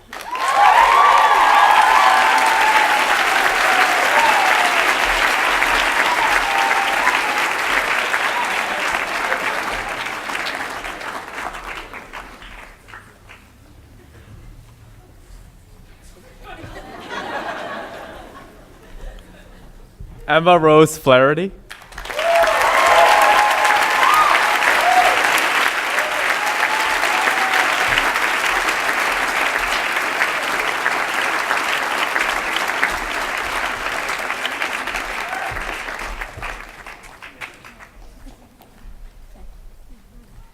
Aiden Grace Ford.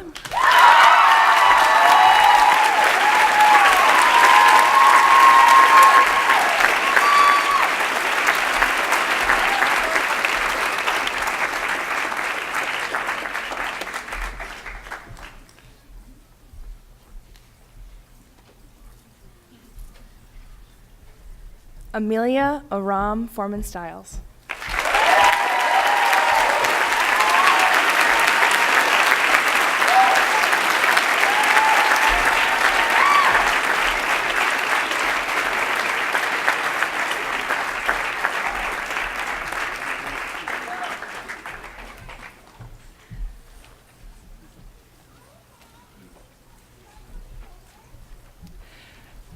Veronica Grabowska.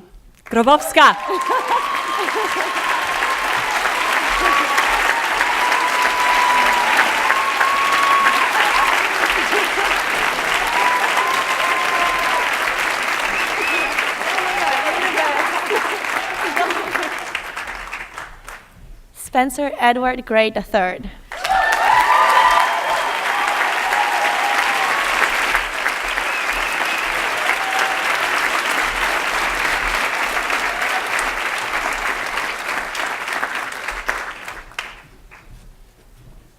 Nicole Danielle Guerreri.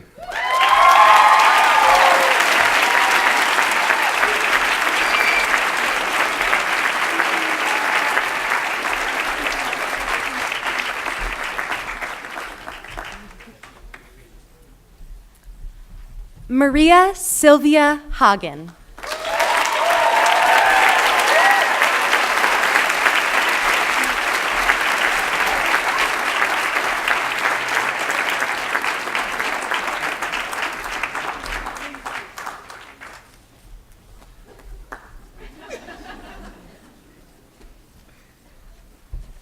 Ezra James Hallett.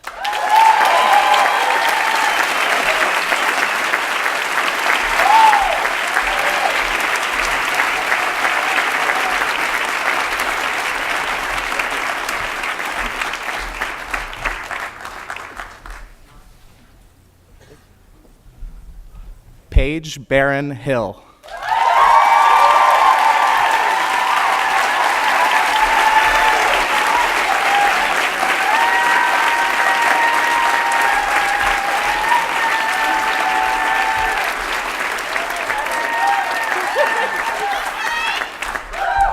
Arabella Karamesic.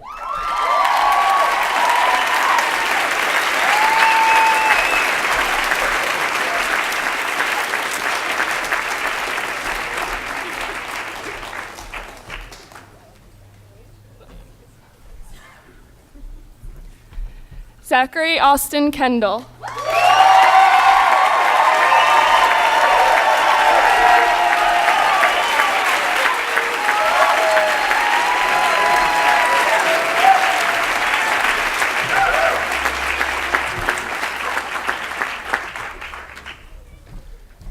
Peter Adriel Kennel.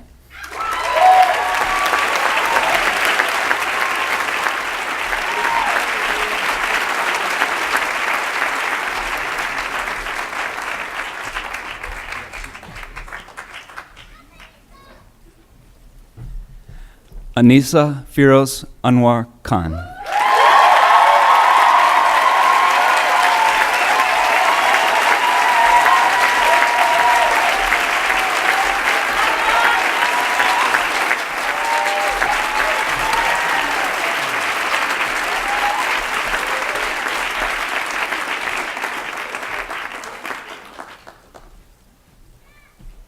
Emma Maria Kimball.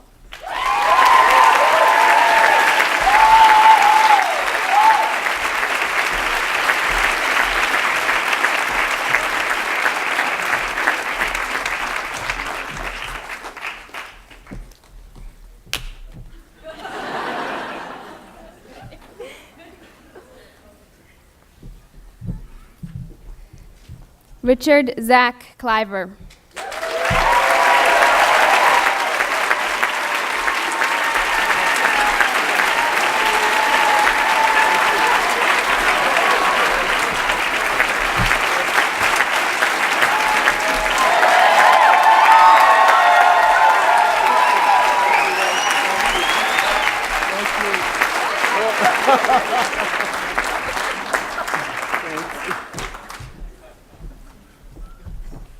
Kit Osgood Langdell.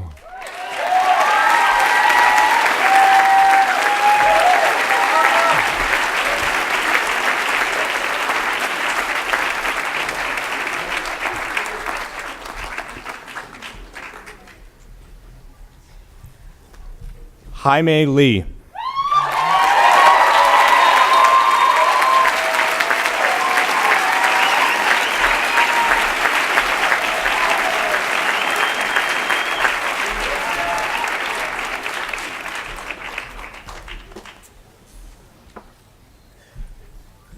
Anna Rose Ipin Parker Lipkin.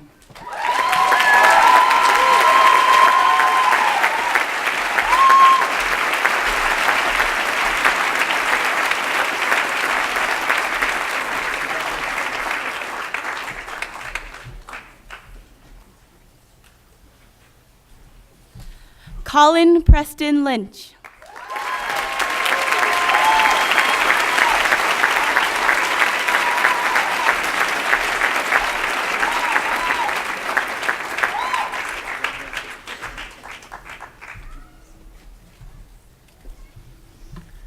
Miranda Andy Malinowski.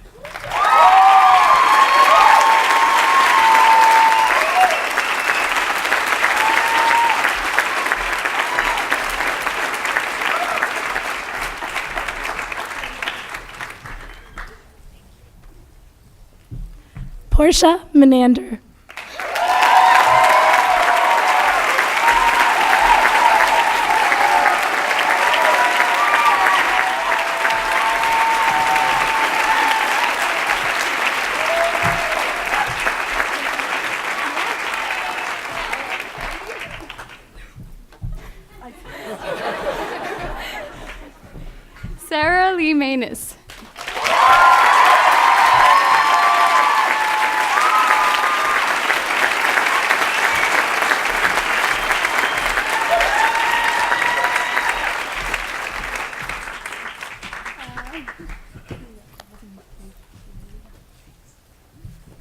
Clara Marshal.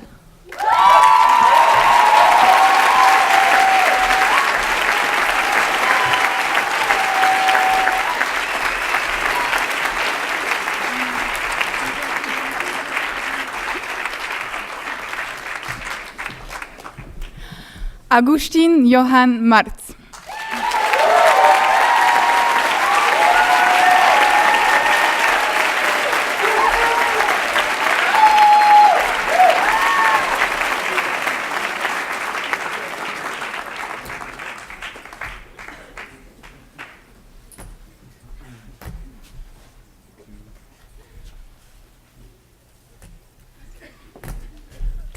William Prescott Mason.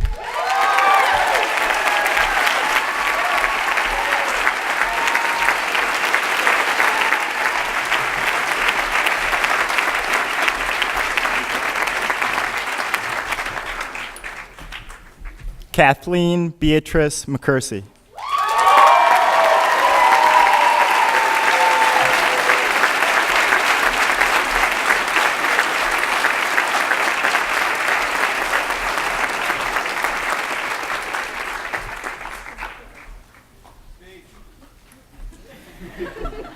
Megan Carmela Monzillo.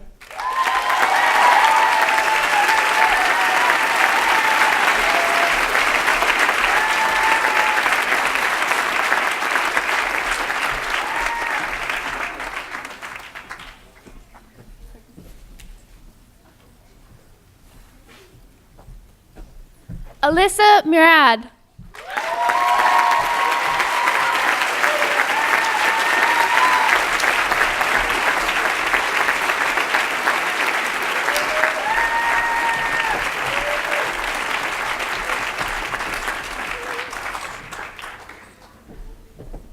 Connor O'Brien.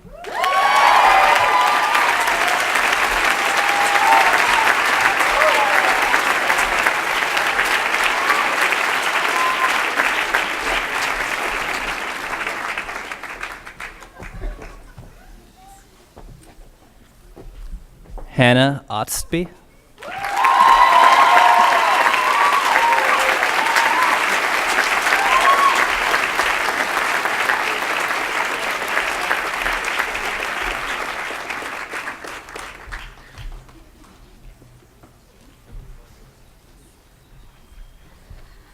Haleigh Jocelyn Pacquette.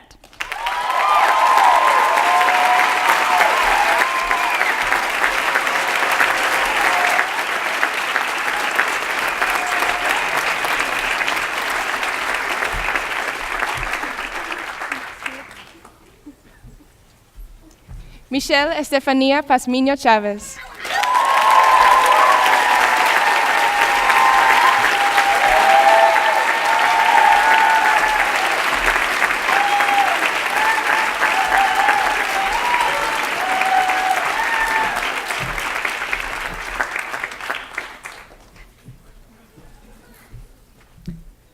Anah Ponomarenko.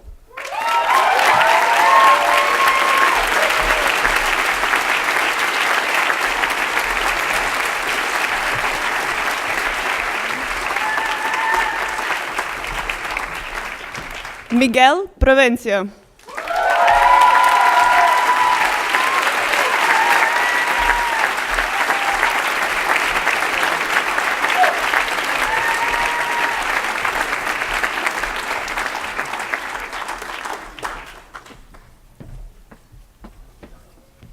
Olivia Mary Robertson.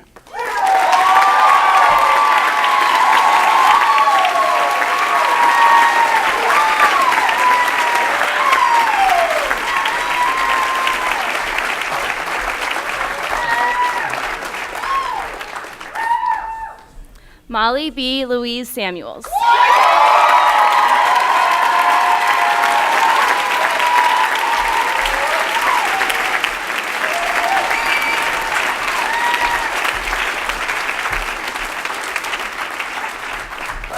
Leah Christina Savarese.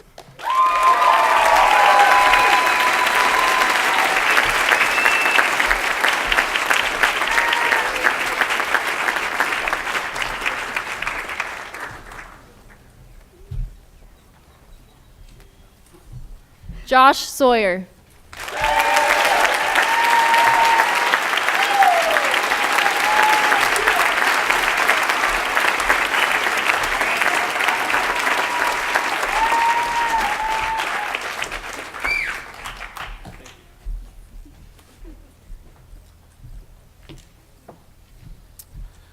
Nicholas Abraham Sawyer.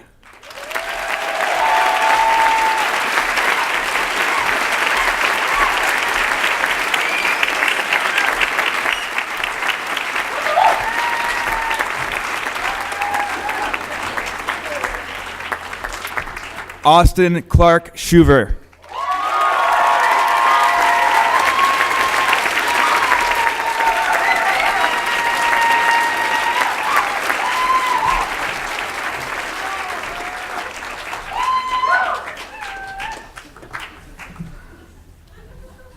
Emily Dolores Schwartz.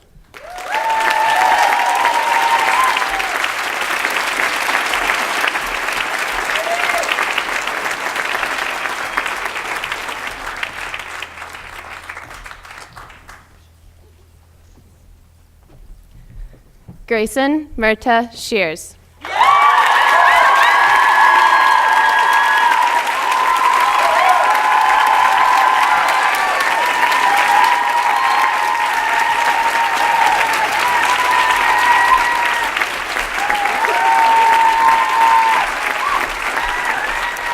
Abigail Marie St. Ange.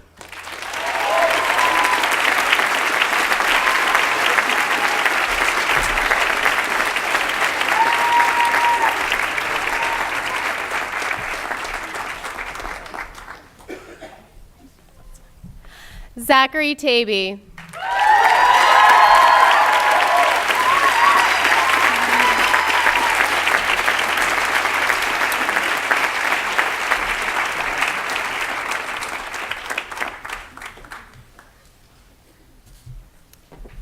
Mari Tiersch.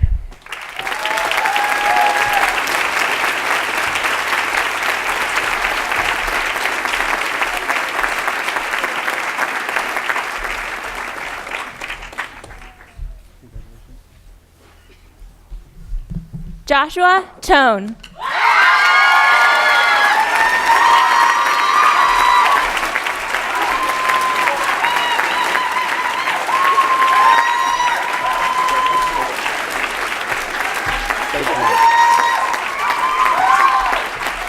Liam Forrest Cullen Torrey.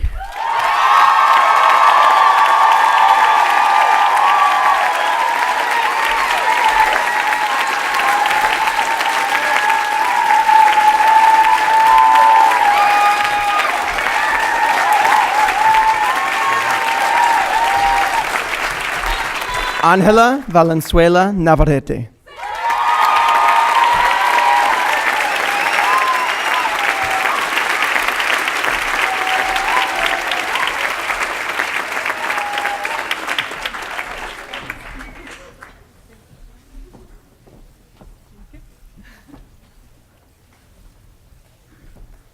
My friend Sarah Belander.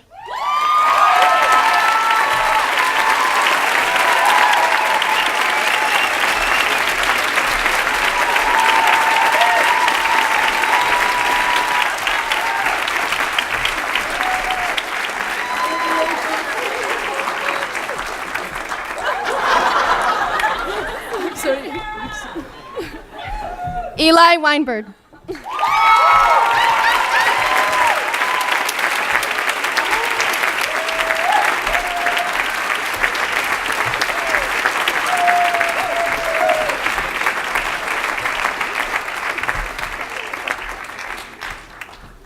Brett Waltz.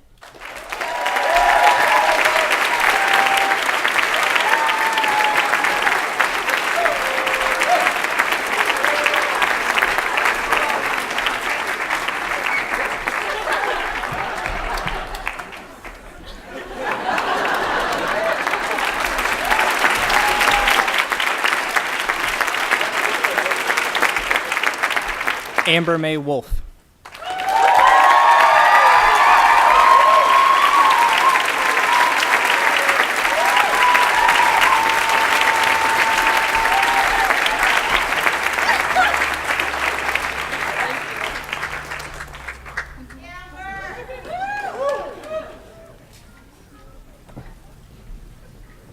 Okay. By the power vested in me as chairman of the Board of Trustees of College of the Atlantic, it is my tremendous pleasure to confer the degree of Bachelor of Arts of Human Ecology on all seniors graduating today and welcome them to the ranks of the college's alumni with all attendant rights, privileges, and responsibilities.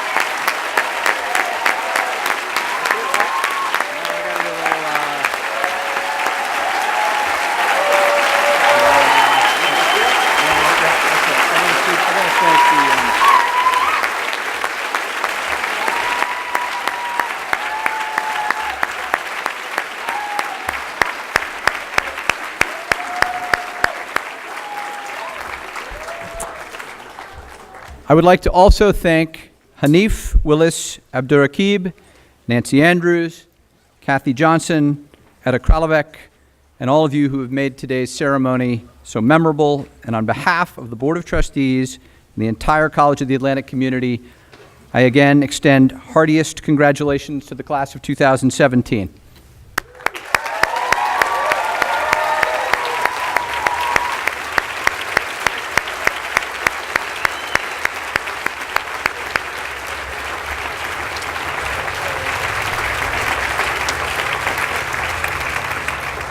And after the recessional, I look forward to seeing all of you and your families, friends, and guests at the reception in the Newland Gardens.